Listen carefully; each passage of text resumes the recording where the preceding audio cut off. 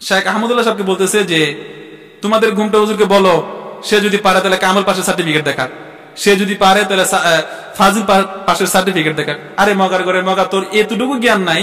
উনি সারা জীবন লেখাপড়া করছে কমি মাদ্রাসায়, তো উনি কিভাবে কামিলের সার্টিফিকেট দেখাবে আর ফাজিলের সার্টিফিকেট দেখাবে? বলদ, আগে বোঝ কে কোন বিষয়ে লেখাপড়া করে আর কাকে কোন বিষয়ে কথা বলতে। রে ভাই, তোর মামলা করার এত শখ কিসের জন্য? তুই মামলা করবি। কয়েকদিন আগে আমরা দেখলাম যে টাকলা মুরাদ সংসদে বিসমিল্লাহ থাকবে না। কত বড় কথা! সংসদ, বাংলাদেশের জাতীয় সংসদের ভিতরে বিসমিল্লাহ থাকবে না, সে বিসমিল্লার বিরুদ্ধে স্লোগান দিছে। আর তুই ওই টাকলা মুরাদের সাথে গলা দিয়া ছবি তুই করে বলতাম না, কিন্তু তুই এমন ইমান বিদ্যুৎ, তোর ইমান নাই। মোট কথা, তোর ইমান নাই। কারণ তুই কয়েক বছর আগে একটা বক্তব্য দিচ্ছিস, তুই একটা কনফারেন্সের মধ্যে তুই বলছিস যে আল্লাহর ধন রাসূলকে দিয়া আল্লাহ গেছে গায়েব হইয়া, আর রসুলের ধন খাজা পাইয়া শুয়ে আছে আজমিরা, কেউ ফিরে না খালি হাতে, খাজা তোমার দরবারে। এই কথায় যে আল্লাহ গায়েব হয়ে গেছে, এই কথা বলে তুই কুফরি করছিস। তোর ইমান তো নাই। সুতরাং কোন বেঈমানকে আমি সম্মান দিয়ে কথা বলছি। আসসালামু আলাইকুম ওয়া রাহমাতুল্লাহি ওয়া বারাকাতুহু। সবাই কেমন আছেন? আশা করি অনেক ভালো আছেন। আলহামদুলিল্লাহ, আল্লাহর রহমতে আমিও ভালো আছি। কিন্তু মাঝে মধ্যে যে সময় ফেসবুকে ঢুকি তখন আর ভালো থাকতে পারি না। কারণ লাল পাগড়িওয়ালা আর হলুদ পাগড়িওয়ালা যা শুরু করছে, এইগুলো দেখা কেউ ঠিক থাকতে পারতেছে না। আর বর্তমানে এখন পাগড়িওয়ালা যা শুরু করছে, আমাদের অন্যতম একজন আলেম দ্বীন আল্লামা শেখ আহমদুল্লাহ সাহেবকে নিয়ে যা শুরু করছে, এটা দেখার পরে কোনো সুস্থ মস্তিষ্কের মানুষ, কোনো হকপন্থী কোনো মানুষ কখনো ঠিক থাকতে পারবে না। কারণ এইসব ভণ্ড, প্রতারক, এগুলা মানুষের ইমানকে ধ্বংস করতেছে। যেমন কয়দিন আগে একটা ভিডিও দেখলাম, গতকালকে একটা ভিডিও দেখলাম, সুন্নিয়তের নাম দিয়া বর্তমানে সবচেয়ে যে বড় ফিতনা ছড়াইতেছে, তাকে আল্লামা তাহেরি বলে। আমি তো বলি যে আল্লামা না, এটা শয়তানের তাহেরি।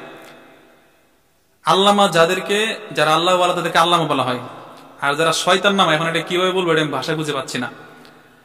শয়তানের চাইতেও বর্তমানে একটা কোথাও একটা লেখা দেখছিলাম যে শয়তান এখন আর শয়তানি করে না, বৈশা বৈশা মানুষের শয়তানি দেখে।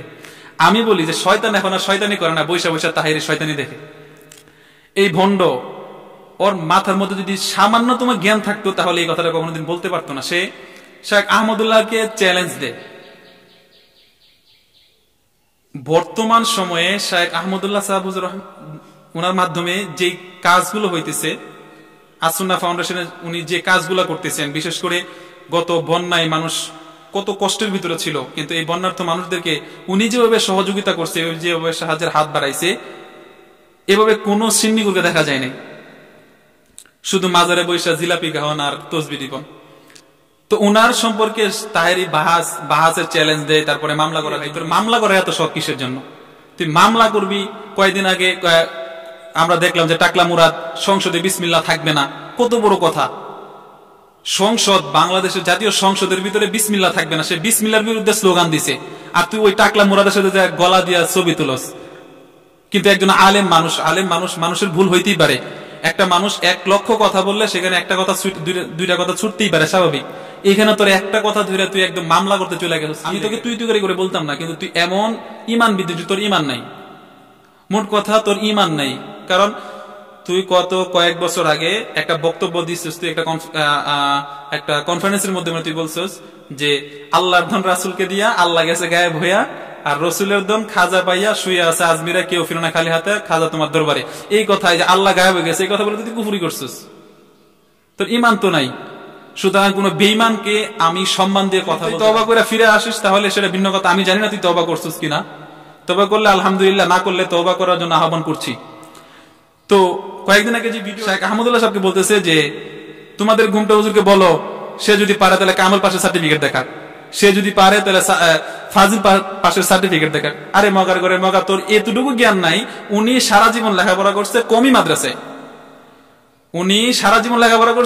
মাদ্রাসায়, তো উনি কিভাবে কামিলের সার্টিফিকেট দেখাবে আর ফাজিলের সার্টিফিকেট দেখাবে? বলদ, আগে বোঝ কে কোন বিষয়ে লেখাপড়া করে আর কাকে কোন বিষয়ে কথা বলতে হয়, কাকে কোন বিষয়ে কোনো কিছু। আজ পর্যন্ত অনেক উলামায়ে কেরাম, আমাদের আহলে হক উলামায়ে কেরাম অনেকবার বলছে যে তুই যদি কোনোদিন 1 পৃষ্ঠা ইবারত পড়তে পারো শুদ্ধ হবে, তাহলে তোর সমস্ত মতবাদ মেনে নেওয়া হবে।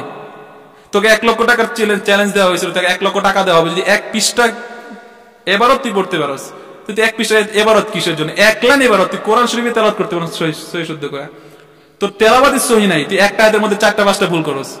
তাহলে তোর কাছ থেকে জাতি কি আশা করতে পারে এরকম গন্ডামি মূর্খামি ছাড়া?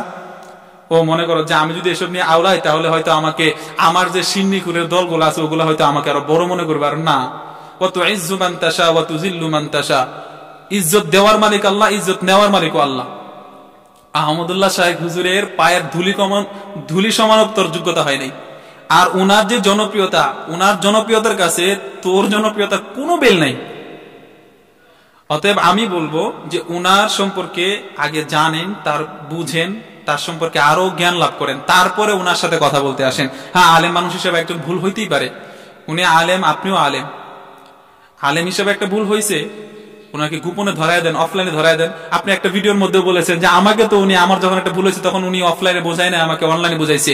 আরে ব্যাকুব, তুই যে বলস যে আমি সুন্নিয়তের একটা বড় নক্ষত্র হয়ে গেছি, আমি মানুষকে রসুলের আদর্শ দিয়ে বোঝাবো, তো উনি না একটা ভুল করছে। আচ্ছা মানলাম, তোকে অফলাইনে না বলে অনলাইনে তোকে একটা কিছু বলছে, তোর একটা ভুল ধরছে। তো তুই এবার অফলাইনে হুজুরকে ভুলটা ধরায় দিতেই তারপরে বলতে যে হুজুর আপনি তো আমার আগে একটা ভুল ধরছিলেন, আপনি অফলাইনে না বলে আমাকে অনলাইনে বলছেন। আমি যদি এই বিষয়গুলো এখন অনলাইনে বলতাম তাহলে আপনার তো একটু কিছু হইতো, আপনার হয়তো মানহানি হইতো। এই কথাটা বইলা তুই নিজেকে একটু বিনয়ের পরিচয় দিতি, তাহলে না উনি বুঝতে পারতেন যে না, আমি আসলে আগে তার ভুলটা অফলাইনে না বলে অনলাইনে বলে ভুল করছি। তাহলে ওনার তোর প্রতি তুই যে একই হস না কেন, তোর প্রতি একটা শ্রদ্ধা বাইরে যাইতো। তুই তো ওইটা করস নাই। তুই এখন উল্টা কি করছিস? তুই একটা সাক্ষাৎকারের মধ্যে কি বলছিস যে উনি আমার ভুল অফলাইনে ধরে নাই, এজন্য আমি ওনার ভুলটা অফলাইনে ধরে না অনলাইনে ধরে দিছি। আরে ভাই, অফলাইন অনলাইন এগুলো বাদ দেন। বাদ দিয়া আলেম উলামা, রসুন যেমন কোয়াগুলো আলাদা থাকে কিন্তু তার মূল এক জায়গায় থাকে। আমরা উলামায়ে কেরাম এক আল্লাহকে মানি, যেই দল করে না কেন। আপনি হয়তো আপনার মাজার পূজারি, আবার মাজারকে শ্রদ্ধা করেন, হ্যাঁ আমরাও শ্রদ্ধা করি। হতে পারে মত বিরোধ থাকতেই পারে আমাদের ভিতরে, ওলামায়ে কেরামদের ভিতরে মত পার্থক্য থাকবে, এটা আদিকাল থেকে হয়ে আসতেছে।